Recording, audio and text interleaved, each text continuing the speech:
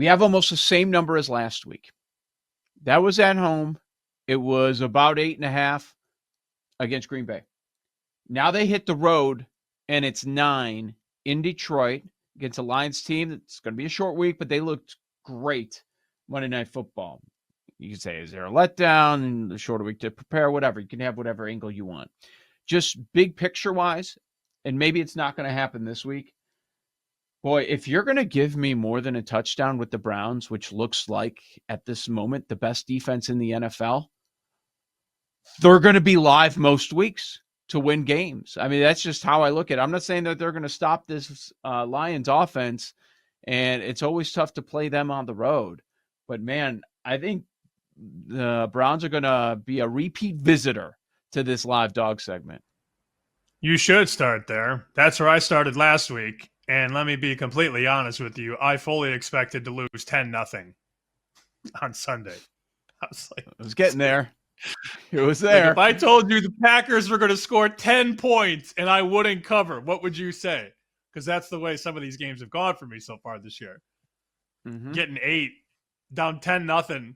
And Stefanski's like, all right, we're going to punt it. We're at the Green Bay 38. Let's punt it. I'm like, dude, what are you doing? But it worked out. I don't know how. Somehow it did.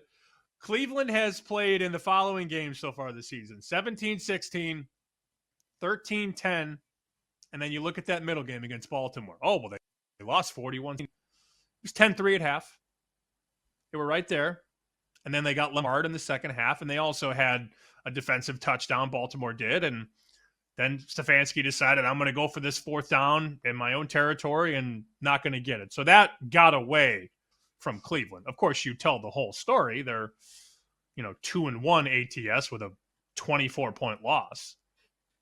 But if we were going to take the 3 games and break it down quarter by quarter, 12 quarters, I checked with Michael Felder, 4 times 3, 12.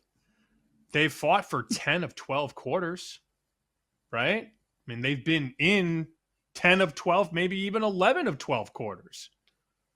So when you throw out a number of 9, I'm definitely attracted to the dog.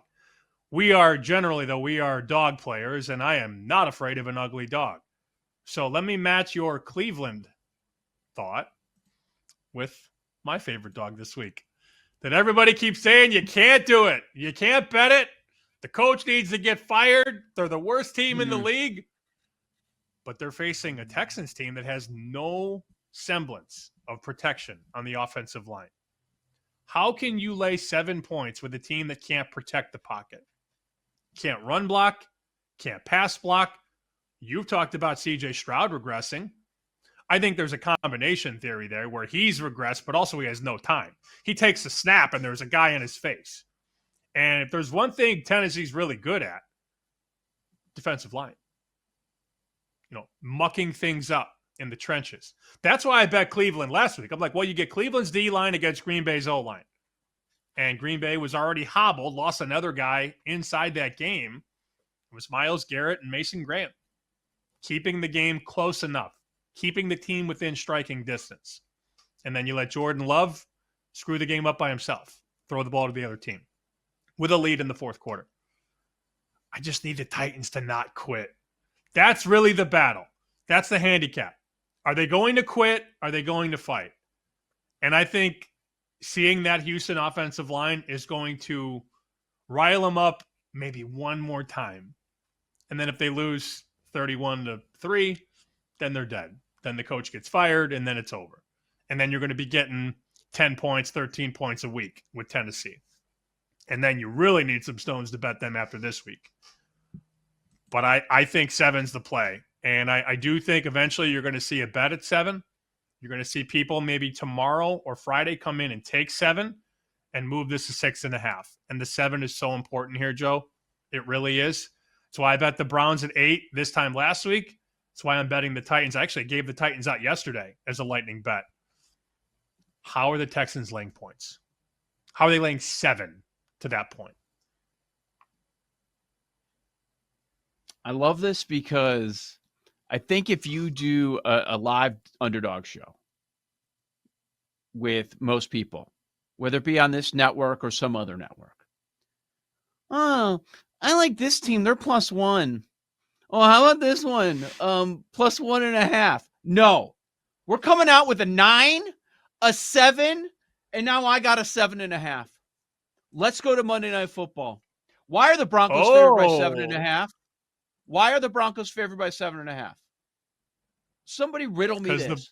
Because the Broncos Broncos got their had a ass good whooped season last year. The Broncos were good last year. Yeah. Yeah, I don't understand this at all, man. Look, Cincinnati looked awful without Burrow. We all understand what happened. But we're flipping that much? We went from Jake Browning is not a bad backup. Jake Browning's won games. He has weapons to, nope, we got to make a trade. You got to bring in a different quarterback for Cincinnati. Let's pump the brakes a little bit. First off, the team that's favored by more than a touchdown, their only win is against Tennessee, where they looked terrible, and maybe against the worst team in football. And then after that, they lose at Indianapolis, giving up a ton of points. And then last week, they lose a tight game at the Chargers, sitting 1-2. They could easily be sitting here 0-3. And then I think this is a very different point spread than the 7.5. This is a total overreaction. If you look at last week, yes, that was brutal, but it got away from Cincinnati early. It was 34-3 at halftime. Isaiah Rodgers had 2 fumbles that he returned for touchdowns. I don't think that's going to happen for the Broncos defense. Maybe it will, and I'm completely wrong. But I don't expect that to happen. And this Broncos defense does not look like the same defense it did a year ago. And you have those 2 terrific wideouts on the outside for Browning. We're going to get a much better effort. I think Cincinnati's live in this game. There is no chance I'm putting any of my survivor plays on the Broncos, even though they're favored by 7.5. Understand it.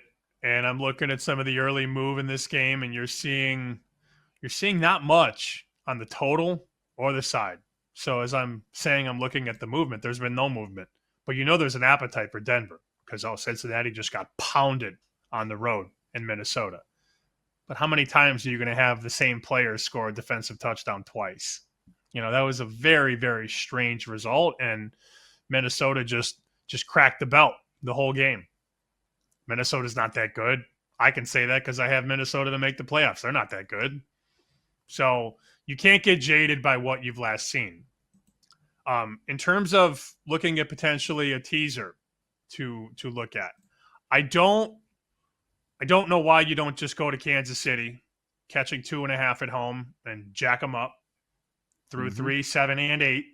So I get the Chiefs at +8.5. I'm guessing Xavier Worthy's going to play in this one. And we've also seen a Ravens team that just can't finish. So I don't think that teaser backdoor ever really closes. Are the Chiefs really going to be down by more than 14 at home? I don't see it. So then the backdoor is always open. If they're down 14, you get in the end zone, you're down 7, you cover the teaser. I think that's a pretty decent leg.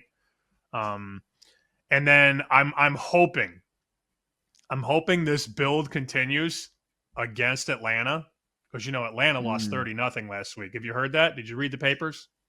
Do you even read the papers anymore? Do you read it? No, I watched the game. Anyways, Mariota probably going to start again. I mean, the market says Jaden Daniels is out, but I'm not in a rush because I think there's a chance that you might get more Washington money and knock this to 2.5, at which point I could then take Atlanta off an embarrassment of a football game against Carolina. And now Michael Penix is a bust, and now the offense doesn't have a clue. Okay, that's how you want to handicap the NFL. You're going to get in trouble just basing things on what you saw last weekend. I'm hoping for 2.5 so I could get the Falcons up to 8.5 at home. Yeah, I can't argue with any of that. The first 2 I wrote down is Atlanta and KC. I think those are very good plays. Yeah. First 2 I wrote down. There's a third one that I think we can make a case for. I know people will say Denver. I'm not interested. Again, I explained why. Yeah, because of the 7.5. No. Green Bay. Green Bay -1. Yeah. But I like the Packers in the game. So am I going to throw them in a teaser as well? Probably not, but it makes sense. The Micah Parsons game, off a bad performance, no defense. What is that offense going to do? I think they're going to have a big game. Let's check out the state of the offensive line with the injury report this week. But that would make sense to me. I mean, Dallas, every game they're in, it's going to be an over. So you're asking the Packers just to go to Dallas and win this game. I think they can. We saw Dallas not play great at home a few weeks ago against the Giants, so that one makes sense. I think those are your three main options: Atlanta, KC, and Green Bay this week.